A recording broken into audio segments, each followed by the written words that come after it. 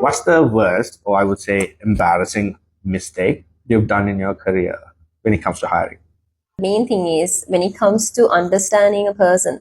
So we always don't go with the psychometric test. We don't do that, right? In times with the way they talk and also with the way they behave in the interview and everything. So I have come to conclusions like, okay, this girl is going to be a wow resource to the company. But after 1 month's time, like, oh shit, why did I even think like that? You know the competition in the market right now, right?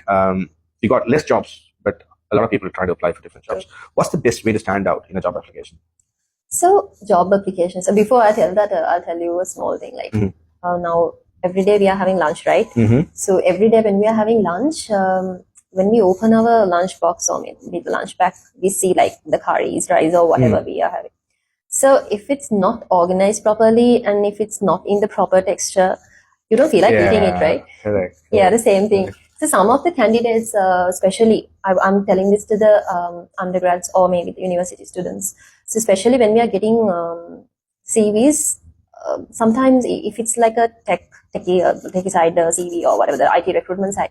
So those are not in the correct order. Especially the skills are not in order, their technical skills are jumbled. And also when it comes to the color or the format or maybe the profile photo they have used, everything matters, right? Yeah, photo is not necessarily needed, but sometimes you can. It's again with the job that you are applying. Depends, yeah. So I would say like that organized and that nice format should be there for sure.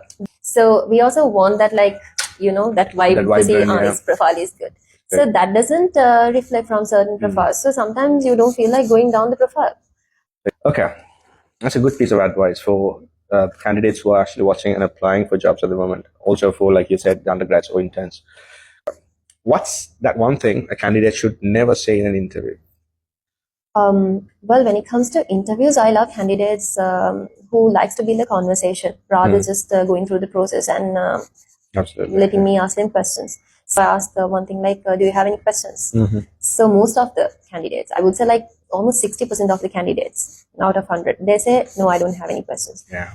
Arshad, it's like when we go to a job interview, it's like 8 hours or 10 hours of our life per day. Like we are going to be in this particular company. You should obviously have questions, right? So if they don't ask this, I highly doubt like this particular person is a culture fit or not. If you ask those right questions during this journey of hiring process, you don't know where you're going to land. Exactly. Right. So it doesn't just fit in papers or in LinkedIn, but just put it out. Candidates, don't be scared to ask those questions. We as recruiters or the HR or, people who are on the hiring side, we expect you to ask that questions. No questions are stupid, and we don't look at it that way. So any questions, just be bold, because that tells the story of you as well. Right? Yeah. The competitive market we have in terms of interns right now. I know nobody has a best answer how they could land a job, but if you, with your experience, what's that one advice that you would say for interns in landing a job at this current situation in the country? A lot of interns out there looking for jobs. So per day I get more than more than 20 25 CVs at an average. So what I want to say is like again, one of the questions you asked, how do you outstand your profiles from others? So that matters. Communication. When it comes to communication, it's not just the language that you are using.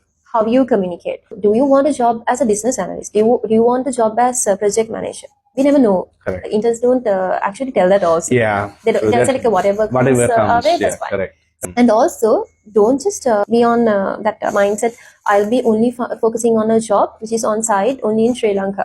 Because you see like there are a lot of freelancing or online platforms you find jobs, right? Absolutely. So they can definitely go through those sites and all. They can definitely get that exposure also. Absolutely. And one more thing.